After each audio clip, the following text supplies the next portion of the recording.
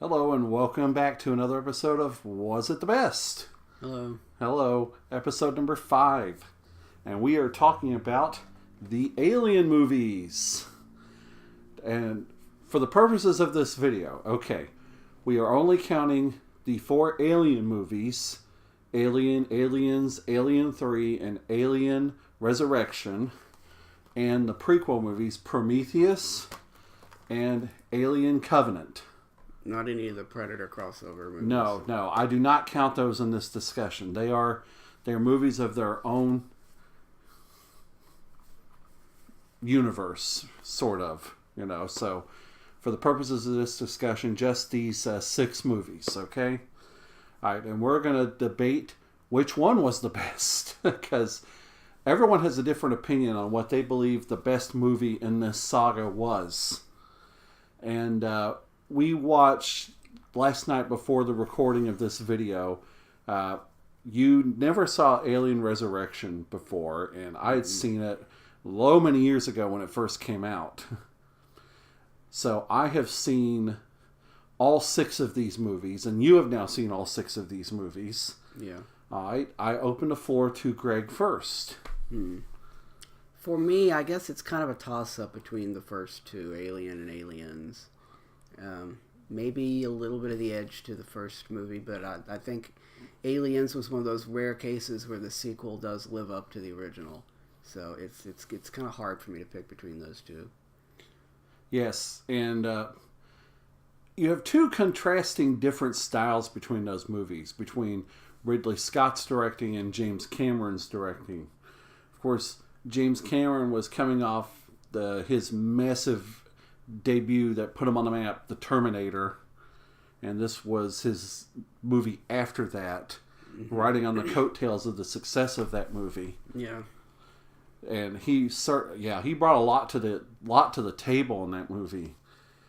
I side more with the first movie because I've always said that it's so impressive. You can take a cast of just 7 people and just make a great, deep story. This whole franchise continues to impress me on the meld of sci-fi and horror. Yeah, I mean, it was...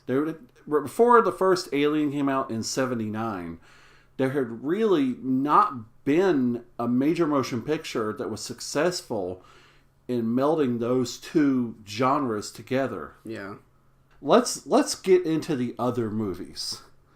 Now, Alien 3, now I know, Lord, if you're watching this video, I know that's your favorite, okay?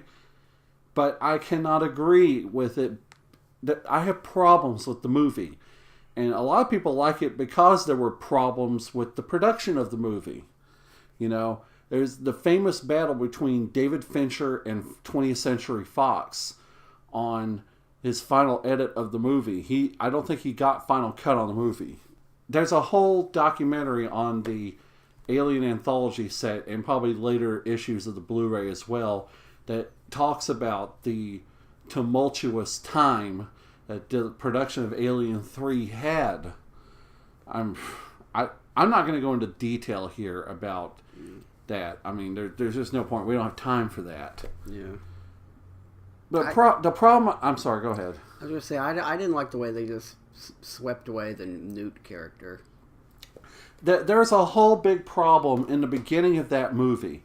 Okay, follow me here. If you've seen the movie, you'll know what I'm talking about. If not, I probably would label this as a spoiler.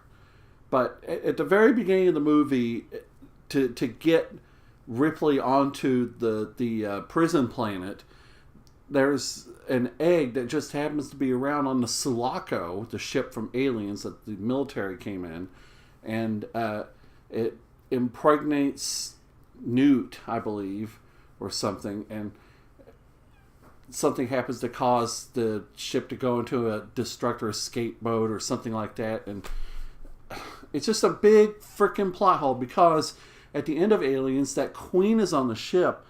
That queen had no time to lay an egg. The only thing I can think of is that the company, Weyland-Yutani, planted that egg somehow. They already had an egg, planted that egg or something like that to as a fail-safe measure if the mission failed. You know, because this company's always up to no good. I mean, that's a constant in all this. I mean, can you explain that plot hole to me? No. It's a major freaking plot hole. Well, what did you think of the fourth movie? I thought it was pretty good. I mean, it wasn't as good as the first two, but it wasn't bad. A little uneven, but it wasn't bad. And how we rate the prequels and all this? We're talking about Prometheus and Alien Covenant now. Prometheus was good, if slightly confusing at times, but it was good. I liked Covenant, even though it was a little derivative of the first Alien movie at times. And in more ways than one, it was derivative. I mean, it was heavily borrowing on Jerry Goldsmith's score. Yeah. I mean, who wrote the music in this? I can never remember these things. I'm looking at the credits here. Goodness, where are the credits? Jed Kurzel. I do not know that name. But it borrowed very heavily on Jerry Goldsmith's score from the first Alien movie. I mean, there's a whole story in of itself that I won't tell in this video about that score as well. I mean, if you're a film score buff, you know the story or go look it up.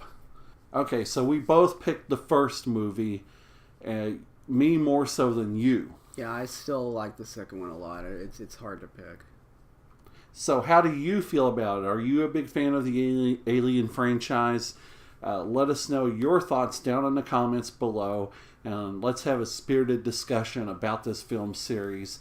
And who knows, maybe someday we'll get that third prequel movie that'll tie into the first Alien movie.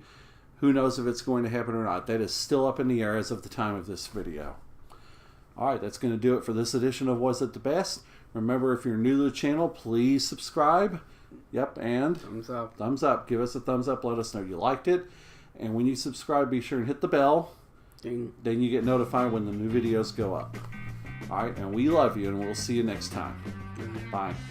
There's a whole documentary that's in the bonus features of this anthology set. It almost spilled out on me. I mean, well, I'm not going to go into detail here. What are you doing?